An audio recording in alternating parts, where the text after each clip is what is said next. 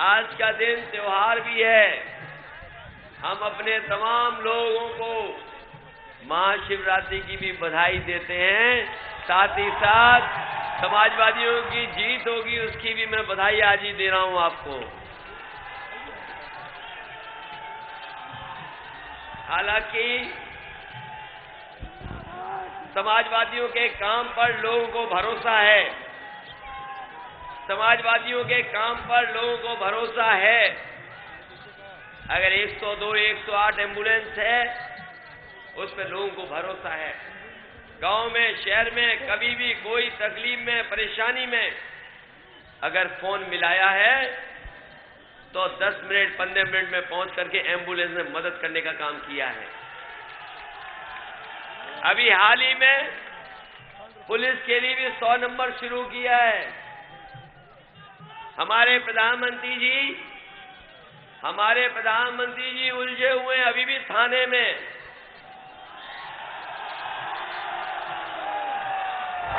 हमारे प्रधानमंत्री, हालांकि थाने की बात उन्होंने शुरू की थी और थाने में उलझ गए। उन्हें पता ही नहीं यूपी में अब पुलिस थाने के अलावा 100 नंबर से भी चलने का काम कर रही है। और वैसे तो प्रधानमंत्री दुनिया के तमाम देशों में घूम करके आए हैं। बहुत कम देश बचे होंगे जहां घूमने न गए हों। लेकिन बताओ आपके और हमारे लिए लाए क्या? और कम से कम समाजवादी लोगों ने ये जो 100 नंबर वाली व्यवस्था है, दुनिया में जितने भी खुशहाल देश हैं जो तरक्की कर गए, आगे बढ़ गए, उन्होंने भी अपनी पुलिस के लिए यही इंतजाम किया है जो उत्तर प्रदेश में समाजवादी सरकार 100 नंबर के माध्यम से मदद करने का, इंतजाम करने का काम कर रही है। और ये सुविधा है आप लोगों को। अभी तो आपको थाने में जाना पड़ता था एफआईआर के लिए, आपको थाने में जाना पड़ता था। लेकिन आने वाले समय में ये 100 नंबर वाली व्यवस्था आपकी मदद करेगी। आप फोन मिला देना, 10 और 15 मिनट में पुलिस पहुंच करके आपकी मदद करने का काम करेगी। ये इंतजाम समाजवादियों ने किया है। और मैं तो ये कहता हूं, आप दिन में, रात में, सुबह, शाम जब चाहे तब फोन मिला लेना। ये फोन उठेगा भी और जहां कहीं घटना होगी वहां पर पुलिस पहुंच करके मदद करने का काम करेगी। अभी बुराई और ठीक करनी है। एक पुलिस वाली बुराई है, हालांकि आज पुलिस कम दिखाई दे रही है हमें, पता नहीं आज पुलिस सुरक्षा में कम दिखाई दे रही है। ये नहीं पता क्यों, हो सकता कोई कारण दूसरा रहा हो। लेकिन मैं कह सकता हूं, चुनावी जनसभा में हमारे कभी भी सिक्योरिटी में कमी नहीं होगी जितनी कमी हमें फैजाबाद में दिखाई दे रही है। कोई कारण तो होगा, ये कारण तो कोई ना कोई बताएगा ही। लेकिन मैं कहना चाहता हूं, ये जो पुलिस की बुराई है ये भी खत्म 100 नंबर करेगा। और जो लेन देन वाला मामला है, आपका भ्रष्टाचार वाला मामला, आप 100 नंबर में लिखा देना। आपका वापस कराने का काम समाजवादी सरकार करेगी। ये इंतजाम कर रहे हैं। और बताओ प्रधानमंत्री जी क्या कह रहे हैं? प्रधानमंत्री जी ने अच्छे दिन के बहाने बताओ हमें और आपको लाइन में लगा दिया कि नहीं लगा दिया? सब पैसा जमा करा लिया, 500,000। किसी फैजाबाद अयोध्या वाले पे पुराना पैसा तो नहीं बचा, सब जमा हो गया। और याद कीजिए वो वादा प्रधानमंत्री जी का, उन्होंने कहा था कि ये काला धन और भ्रष्टाचार खत्म कर देंगे और हर गरीब के अकाउंट में हम 15 लाख भेजने का काम करेंगे। बताओ 15,000 रुपया भी किसी के अकाउंट में आया हो तो बता दो। और फिर जो गरीब पैसा लेने गए थे, तमाम गरीबों की जान चली गई और किसी की मदद नहीं की। अगर किसी ने मदद की उन परिवारों की तो समाजवादी सरकार ने 2-2 लाख रुपए देकर के उनके परिवारों की मदद करने का काम किया। और आपने अखबारों में पढ़ा होगा कि लाइन में लगे लगे एक बच्चे का भी जन्म हो गया था। और बैंक के लोगों ने उसका नाम खजांची रख दिया। मैंने ढूंढवाया उसको, और जब जानकारी मुझे मिली तो उस मोहल्ले का सबसे गरीब परिवार था। मैंने उसकी मां को बुला करके 2 लाख रुपए से मदद करने का काम उसका भी कर दिया। हम तो कहते हैं अब तो हिसाब देना चाहिए कि कालाधन कितना है। और जो सर्जिकल स्ट्राइक करी थी नोटबंदी के बहाने, सर्जिकल स्ट्राइक में तो बहुत हमारे जवानों की जान गई। एक सर्जिकल स्ट्राइक इन्होंने कहा कि हमने आतंकवाद के खिलाफ की है, सीमा पर कर दी है, लोगों को कितना गुमराह किया। और दूसरा कहा कि सर्जिकल स्ट्राइक हमने नोटबंदी करके कर दी है भ्रष्टाचार और काले धन पे। हम तो पूछते हैं कि आपकी कितनी घटनाएं खत्म हो गई और कितना आपको काला धन मिल गया, कितना भ्रष्टाचार का पैसा मिल गया। धोखा दिया देश की अर्थव्यवस्था को। और याद रखना, ये नोट काला सफेद नहीं होता। कोई चीज काली सफेद होती है तो हमारा आपका लेन देन काला सफेद होता है। हमने कारोबार किया, टैक्स नहीं दिया, वो पैसा काला हो गया। और उसी काले पैसे से अगर कारोबार किया, टैक्स दे दिया, तो वही पैसा सफेद हो गया। इसलिए लेन देन तो काला सफेद होता है, ये रुपया नोट काला सफेद नहीं होता। ये व्यवस्था नुकसान दिया, धोखा दिया इन्होंने। और वहीं बताओ, रेडियो पे सबने सुन लिया मन की बात, बहुत सुनी मन की बात सबने। प्रधानमंत्री जी की मन की बात, बीजेपी के लोगों की मन की बात, सब सुन चुके कई बार मन की बात। रेडियो के बाद टीवी पे भी आने लगी मन की बात। और बताओ, कोई समझा बीजेपी के लोगों की मन की बात? यहां तो बता दो, कोई नहीं समझा। और हमने तो प्रधानमंत्री जी से कहा कि छोड़िए मन की बात, कम से कम अब तो कर लो काम की बात कि आपने कौन सा काम किया है। कोई काम किया हो तो बता दे। बच्चा हमने क्या मतलब है? हमने तो कहा थी, कहीं कोई विज्ञापन की बात कही थी, लेकिन मुझे नहीं पता था कि प्रधानमंत्री इतना इमोशनल होकर किस चीज को ले लेंगे। आपने कभी कुछ कहा, हमने बुरा नहीं माना। आपने हमारे एक्सप्रेस वे का, और मैं कहता हूं यहां पर पत्रकार साथियों के सामने कहता हूं मैं, जो एक्सप्रेस वे हमने बनाया समाजवादी सरकार ने, आगरा से लेकर के लखनऊ तक, ऐसा एक्सप्रेस वे किसी सरकार ने नहीं बनाया होगा देश में। अगर किसी ने बनाया हो तो बता दें। और यही एक्सप्रेस वे हम आगरा से लेकर के लखनऊ लेके आ गए हैं। और यही एक्सप्रेस वे हम आगरा से लेकर के गाजीपुर ले जाना चाहते हैं। हम बधाई देंगे किसानों को, उन्होंने 7% हमें जमीन दे दी है। और आने वाले समय में सरकार बनेगी तो वो भी हम गाजीपुर और बलिया तक एक्सप्रेस वे पहुंचाने का काम करेंगे। आपने हमारे एक्सप्रेस वे का मजाक उड़ाया, हमने कुछ नहीं कहा आपसे। हमने तो ये भी कहा कि प्रधानमंत्री जी, अगर आपको लगता है कि हमारी सड़कों के गड्ढे बोलते हैं, अगर आपको ये लगता है, ये जानकारी गलत हो सकती है आपके पास, हम तो कहते हैं एक्सप्रेस वे पर एक बार चल करके देख लो, और जिस समय चलोगे आप भी साइकिल की बटन दबा दोगे। हम ये दावा करते हैं आपको।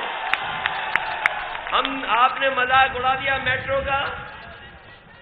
ये लखनऊ में मेट्रो बनी नहीं है, हम बैठना चाहते हैं मेट्रो पे। हमने तो 4 जगह मेट्रो बनवाई है, गाजियाबाद में, नोएडा में, लखनऊ में और कानपुर में बनना शुरू हो गई है। हम तो पूछते हैं कि आप भी गुजरात में कई बार मुख्यमंत्री रहे हैं, बताओ वहां एक जगह भी मेट्रो आपने बना करके तैयार की हो तो बता दीजिए। और फिर हमें और आपको बुलेट ट्रेन का सपना दिखा दिया। वो बुलेट ट्रेन कहां पर है? अगर बुलेट ट्रेन यूपी में आ रही हो तो बता दो। और 70 से ज्यादा एमपी जिता दिए, लेकिन बुलेट ट्रेन का रास्ता कौन सा है हमें नहीं पता। उत्तर प्रदेश में तो रास्ता नहीं दिखाई देता। और हम तो कहते हैं आओ कि अभी अगर 3 साल में बुलेट ट्रेन नहीं आई है तो अगले 2 साल में भी बुलेट ट्रेन नहीं आ पाएगी। और अगली बार जब चुनाव में आप जाओगे तो ये जनता आपको दिल्ली में नहीं आने देगी।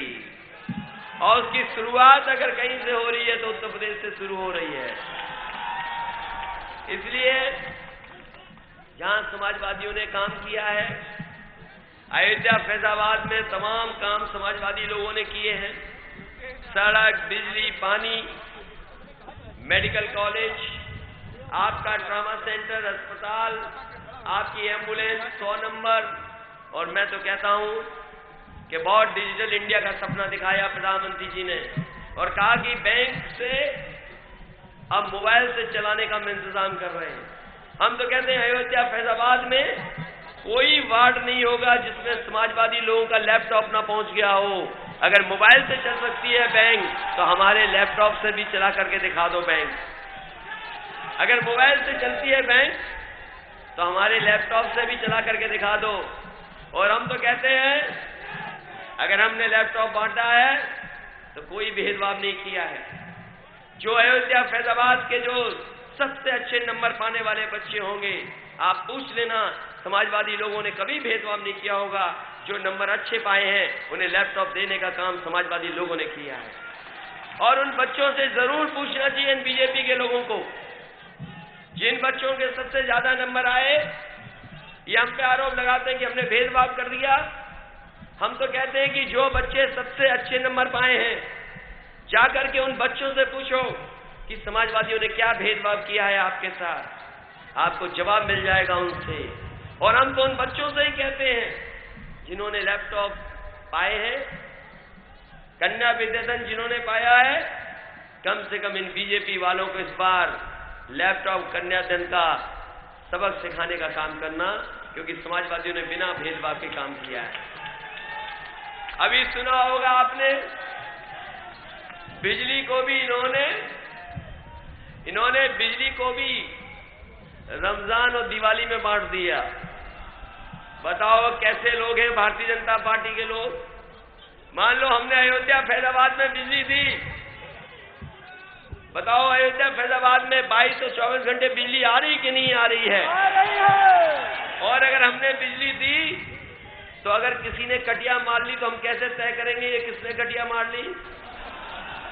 ये बीजेपी वाले बताएं कि कैसे रमजान और दिवाली में भेदभाव करते हैं। हम कहना चाहते हैं, आंकड़ों में कहते हैं, हो सकता है प्रधानमंत्री जी को गलत खबर दी हो किसी ने।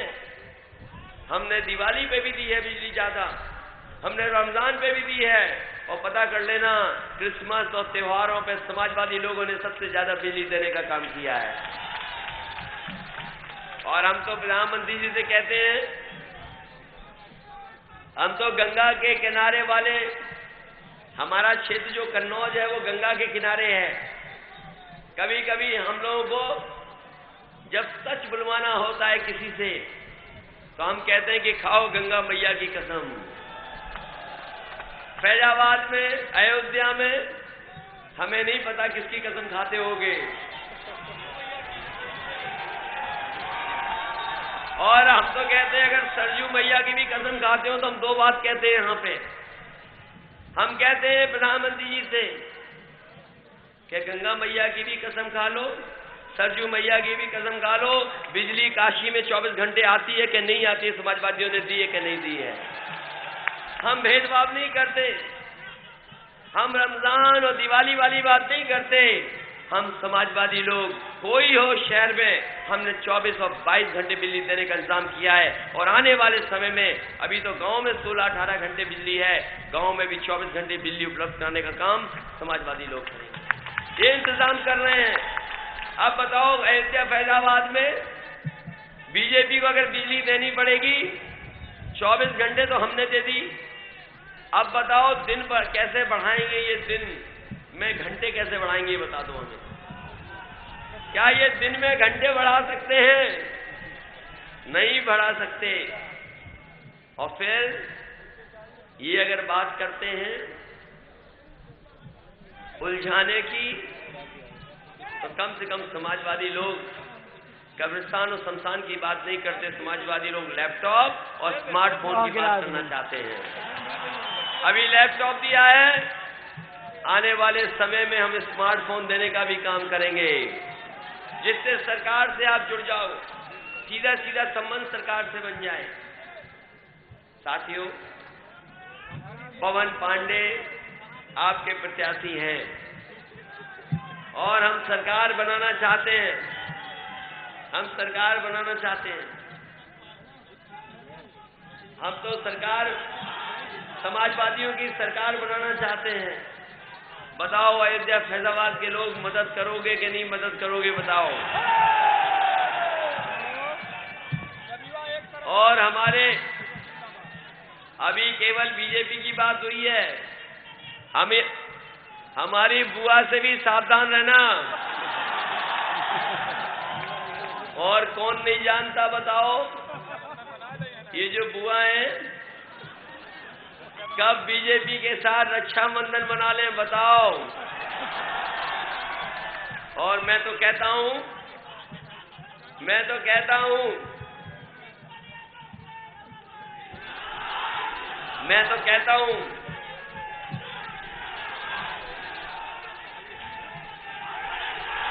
इसलिए सावधान रहना पड़ेगा आपको। हम तो ये कहते हैं आपसे कि भाई बुआ से भी सावधान रहना, ये बीजेपी से मिली हुई है, रक्षाबंधन मना लेंगी और पहले भी 3 बार रक्षाबंधन मना चुकी हैं और अब तो बहुत लंबा भाषण पढ़ने लगी हैं, बहुत लंबा भाषण, और विकास की भी बात करने लगी है। हम तो जानते हैं लखनऊ का विकास, उत्तर प्रदेश का विकास, जब मौका दिया था जनता ने, इन्होंने बड़े बड़े हाथी लखनऊ में लगा दिए थे, बड़े बड़े हाथी, और 9 साल से हम देख रहे हैं वो पत्थरों के हाथी वहीं के वहीं दिखाई दे रहे हैं। खड़े वाला खड़ा हाथी है, बैठा वाला बैठा हाथी है, खड़ा वाला बैठा नहीं हाथी, और बैठा वाला अभी तक पत्थरों का हाथी खड़ा नहीं हुआ। इसलिए क्या उम्मीद करोगे बहुजन समाज पार्टी से, जिन्होंने अपना पूरा वोट पिछली बार बीजेपी को ट्रांसफर करा दिया था, और इसका परिणाम ये हुआ कि भारतीय जनता पार्टी को सबसे ज्यादा सीटें उत्तर प्रदेश में मिल गई और सरकार भी केंद्र में बन गई। बताओ बहुजन समाज पार्टी के लोकसभा में सांसद कितने हैं?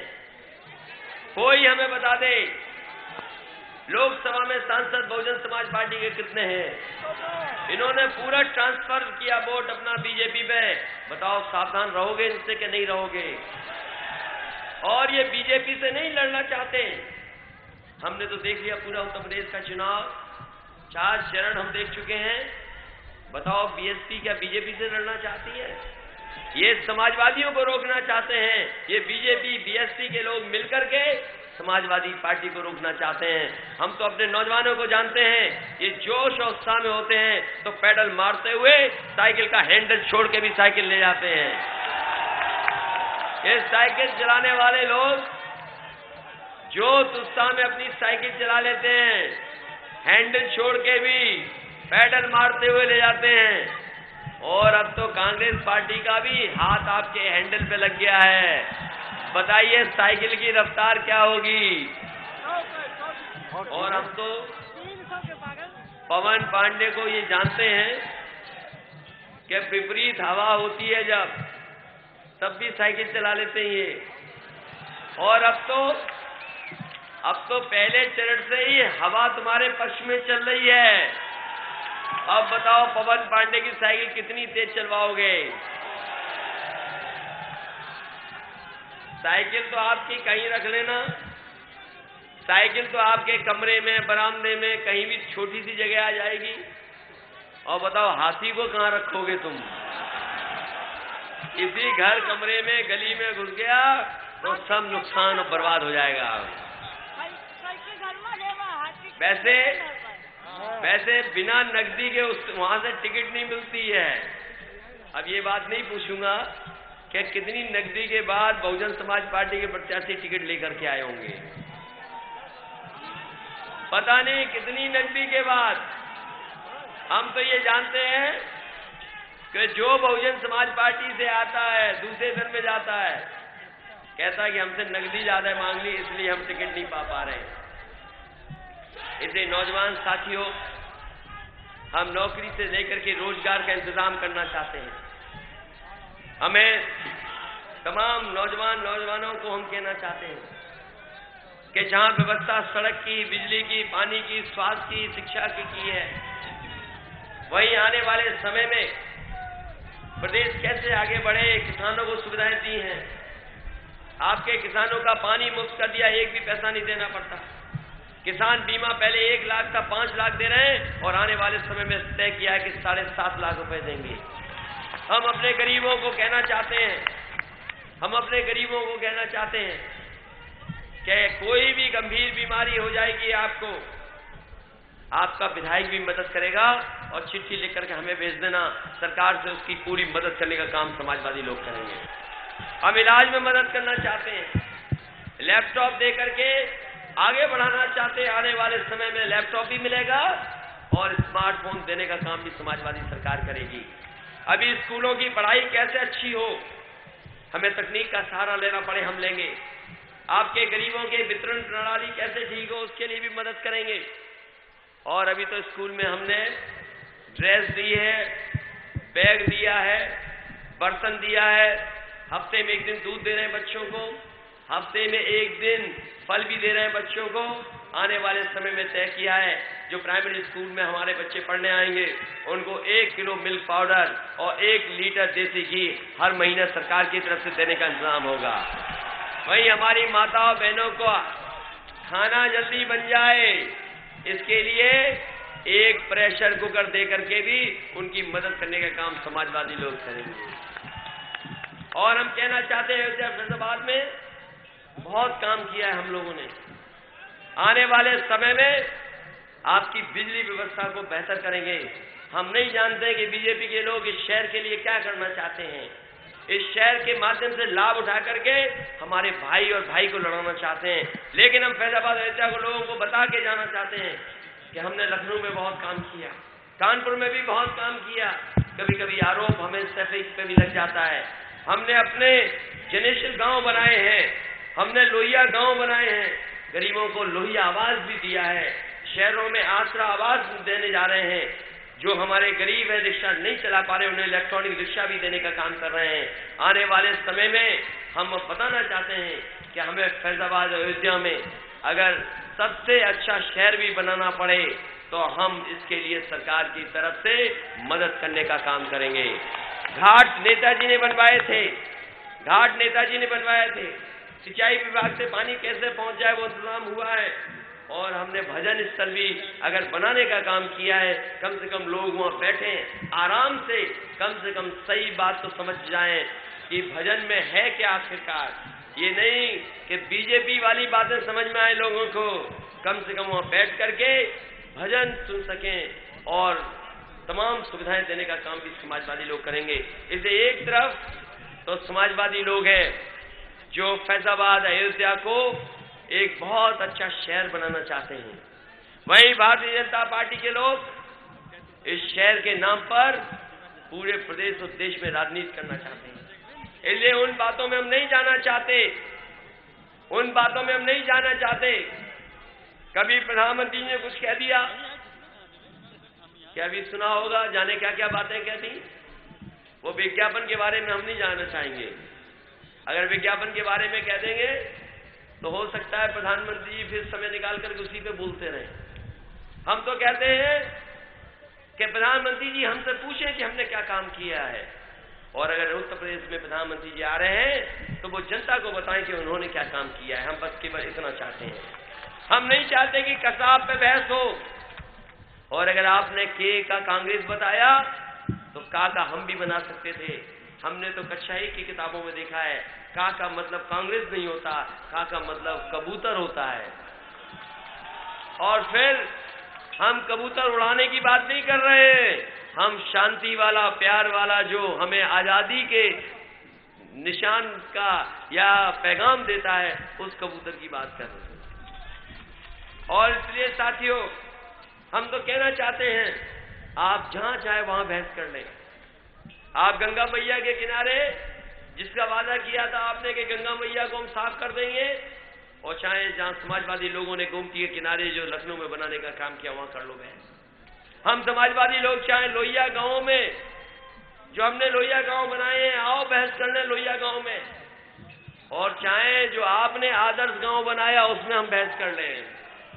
और अगर कहीं बहस नहीं करना चाहते तो हमारा खजांची जहां रहता है, कम से कम नोटबंदी का क्या असर पड़ा है, उसी के गांव में चलो हम चल करके बहस कर लो। इसलिए प्रधानमंत्री चाहे तो हमसे पूछ लें कि हमने क्या काम किया है, और चाहे वो बता दें कि उन्होंने क्या काम किया है। हमारे एक्सप्रेसवे का मजाक किया, हमने कुछ नहीं कहा।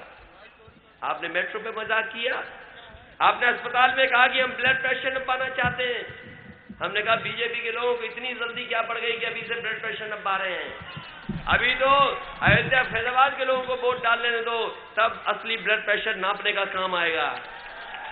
इसलिए नौजवान साथी पवन पांडे की मदद करना, आप लोगों ने पिछली बार मदद की थी, जिताया, और हमने इन्हें मौका भी दिया मंत्री बना करके काम करने का। इस बार फिर जिताइए, आपका अयोध्या फैजाबाद को अच्छा शहर बनाने का काम करेंगे, जिससे कि शहर के लोगों का जीवन कम से कम अच्छा हो, साथ ही साथ हमारे नौजवानों को कैसे रोजगार और नौकरी दे सकें, उस दिशा में भी हम लोग काम करेंगे।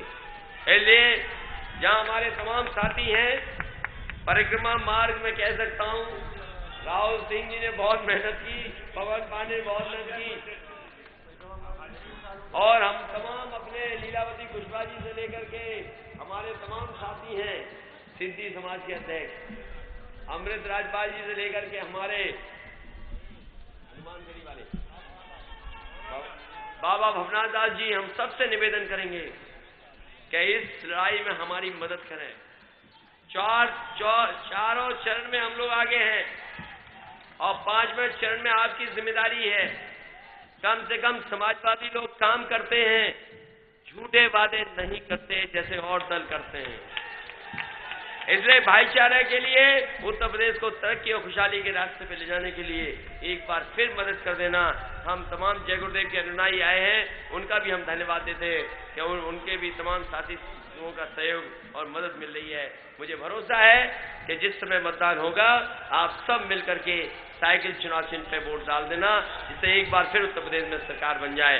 हालांकि पवन पांडे को तो आप मदद कर ही रहे हैं, चुनाव पवन पांडे जी का भी है, लेकिन बताओ चुनाव हमारा है कि नहीं, ये बताइए। तो हमारी मदद करना, कम से कम एक बार फिर मौका देना, जिससे उत्तर प्रदेश के नौजवानों को, माताओं बहनों को, किसानों को हम सुविधा दे सकें, और एक बार फिर उत्तर प्रदेश को खुशहाली और तरक्की के रास्ते पे ले जा सकें। मुझे उम्मीद है कि आप सब साइकिल की मदद कर देंगे, एक एक वोट साइकिल पे डाल देंगे। आप सबका बहुत बहुत धन्यवाद, बहुत बहुत आभार प्रकट करता हूं।